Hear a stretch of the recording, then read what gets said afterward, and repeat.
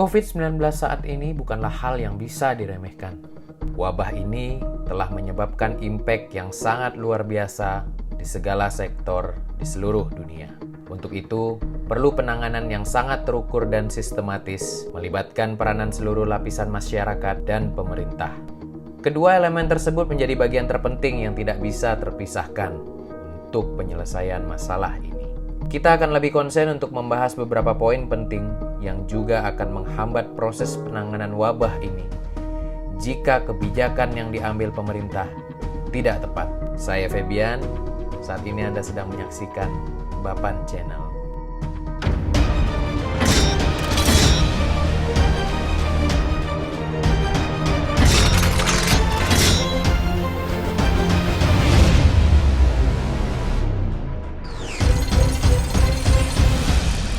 Di tengah merebaknya pandemi COVID-19 ini, khususnya di Pontianak, saya akan membuka ruang diskusi dengan Anda semua mengenai beberapa hal pro dan kontra yang merebak di seputaran masyarakat.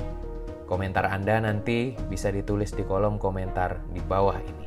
Dari beberapa pengaduan masyarakat yang masuk ke nomor kami, salah satunya adalah pertanyaan tentang apakah identitas suspek corona dengan status terkonfirmasi, baik itu yang sedang dirawat ataupun yang sudah meninggal, dapat dibuka secara jelas di hadapan publik, ataukah sebaiknya disamarkan? Karena kenyataan yang terjadi saat ini, informasi tersebut sangat tidak jelas dan terkesan ditutup-tutupi. Sebelum jauh, kita akan melihat dasar hukum dan landasan etika tentang hal ini. Ada Permenkes RI nomor 749A, /Menkes, /12, tentang rekam medis. Pasal 10 mengatakan, pemilik berkas rekam medis adalah sarana pelayanan kesehatan di mana pasien mendapat pelayanan kesehatan. Sedangkan pemilik isi dari kandungan rekam medis adalah pihak pasien. Dilanjutkan dengan pasal 11, kerahasiaan berkas rekam medis adalah hal penting.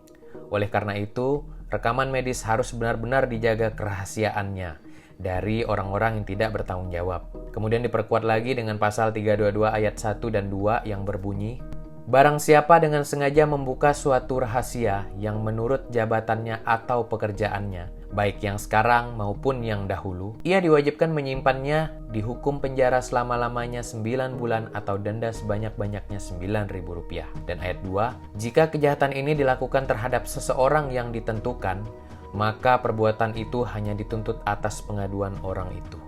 Menanggapi hal tersebut dari sisi hukum terlebih dahulu menurut pendapat saya, karena case kali ini sangat berbeda dan masuk kategori lex specialis. Kita memegang asas hukum lex specialis derogate lex generalis, sehingga kita bisa mengabaikan penggunaan ayat 1 pasal 322 KUHP tersebut. Dan diperkuat juga dengan 5 undang-undang yang juga berlaku, yakni pasal 48 pada Undang-Undang Nomor 29 Tahun 2004 tentang Praktek Kedokteran, Pasal 57 Undang-Undang Nomor 36 Tahun 2009 tentang Kesehatan, Pasal 38 Undang-Undang Nomor 44 Tahun 2008 tentang Rumah Sakit, Pasal 73 Undang-Undang Nomor 36 Tahun 2014 tentang Tenaga Kesehatan, dan ketentuan rahasia kedokteran juga diatur dalam Permenkes Nomor 36 Tahun 2012 yang menyatakan bahwa rahasia medis bisa dibuka atas nama kepentingan umum. Secara material, isi pasal ini tidak berbeda jauh atau berulang satu sama lain. Artinya apa? Hal tersebut ya dibuka saja secara transparan ke hadapan publik. Ngapain takut? Karena dampaknya untuk orang banyak sangat berbahaya jika ditutup-tutupi dan tidak transparan. Apalagi alasannya untuk tidak membuka identitas pasien terkonfirmasi tersebut di depan publik.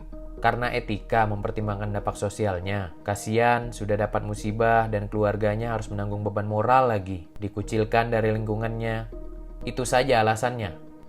Apa itu sebanding dengan resikonya untuk orang banyak jika ini tetap dirahasiakan? Terus, apa bedanya dengan petugas-petugas medis yang gugur dalam penanganan wabah ini? Apa bedanya dengan belasan dokter dan perawat yang gugur beberapa waktu yang lalu? Dengan artis-artis dan kepala daerah yang identitasnya dibuka terang-terangan? Mereka yang berada di garda terdepan. Terus, apa bedanya? Sekali lagi saya tegaskan pemerintah harusnya mengambil sikap yang tegas dan terukur dalam hal ini. Ya buka saja identitas pasien terkonfirmasi tersebut ke depan publik. Alasannya juga sudah sangat jelas kok, karena lebih memikirkan keselamatan orang banyak. Dan itu lebih penting. Saya akan katakan berkali-kali COVID-19 ini merupakan case yang berbeda.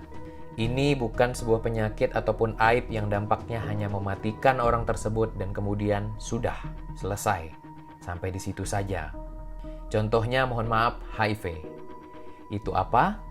Akibat dari suatu perbuatan yang dilakukan secara sadar dan langsung, yang pada akhirnya menyebabkan kematian. Sudah, sampai di situ saja kan resikonya. Nggak akan bisa ditularkan ke orang lain kan tanpa disengaja. Tidak segampang COVID-19 ini. Lah ini kita tahu sendiri gimana dahsyatnya rantai penyebaran virus ini antar orang ke orang dengan konteks yang tidak disengaja. Dan gilanya lagi virus ini, kita bahkan tidak akan sadar bahwa sebenarnya kita saat ini pun berpotensi saling menularkan. Karena data WHO, sebagian orang yang terinfeksi virus ini tidak menimbulkan gejala. Kondisinya normal, sehat-sehat saja, tapi kemudian dia menjadi carrier dan dia membawa virus. Ya dia karena ngerasa aman-aman saja, dia akan kontak sama orang lain tanpa rasa ragu. Dan begitu seterusnya sampai ini menjadi rantai penyebaran yang masif. Ya kebetulan mungkin kena orang yang imunitasnya lemah, baru akan kontraksi. Baru akan ketahuan dan kemudian diambil tindakan. Ya itulah realita yang terjadi saat ini. Logikanya begini, saya berikan satu contoh sederhana. Ada satu orang, katakanlah namanya si A, yang terkonfirmasi COVID-19 dan akhirnya meninggal dunia. Pemerintah menginformasikan bahwa si A meninggal karena tumor paru-paru, atau jantung, atau apalah dan sebagainya. Nah sekarang, si A punya keluarga, punya kerabat, punya karyawan, dan sebagainya. Pertanyaan saya, siapa yang bisa memastikan mereka semua aman? Oke, yang tahu informasi sebenarnya penyebab kematian si A mungkin akan antisipasi dan mengisolasi diri. Kemudian, bagi yang tidak tahu, oke, pemerintah juga pasti akan sigap mendata dan melacak histori si A. Pernah kontak sama siapa saja. Tapi itu pun apakah bisa dipastikan efektif? Oke, status orang-orang tersebut dijadikan PDP, dimonitoring dan dipantau terus. Dan kemudian apakah pemantauan yang dilakukan bisa memastikan orang-orang tersebut benar-benar aman? Dia kan tidak ada gejala, apa yang mau dicurigai? Oke, kita ambil sampel darah untuk melakukan tes serologi, yang kemudian dikirim ke Jakarta. Dan itu pun perlu proses waktu, karena sejauh ini, alat tes PCR yang instan atau yang biasa kita kenal dengan rapid test itu masih sangat terbatas. Artinya, hasil pemeriksaan tidak bisa segera diketahui. Dan rentan masa itu, orang-orang tersebut apakah bisa dipastikan aman? Berdasarkan penelusuran kami dari beberapa contoh karyawan atau kerabat suspek corona yang sudah terkonfirmasi, beberapa waktu yang lalu kemudian kami datangi dan kami investigasi sedikit. Tahu nggak si A meninggal karena apa? Tahu pak, karena kanker paru-paru pak. Itu saja yang kamu tahu sebab kematiannya? Iya pak. Oke. Terus tindakan apa yang dilakukan pemerintah kepada kamu? Nggak ada sih pak, cuma ditanya-tanya aja dan disuruh isolasi diri di rumah. Kita juga bingung, bos kan bukan meninggal karena corona, kok kita disuruh isolasi diri? Diambil sampel darah nggak? Nggak ada, Pak. Lah terus? Ada yang bisa kasih penjelasan ke saya tentang hal ini?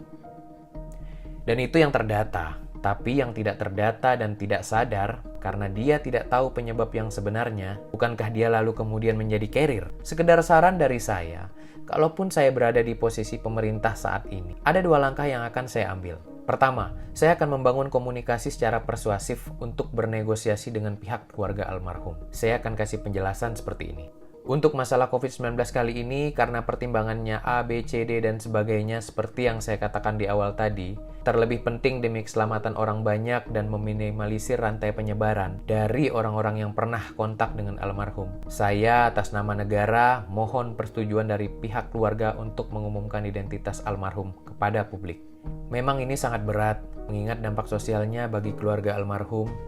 Tapi untuk meminimalisir rantai penyebaran yang dikhawatirkan makin meluas, yang kemungkinan itu adalah impact dari orang-orang yang pernah kontak dengan almarhum.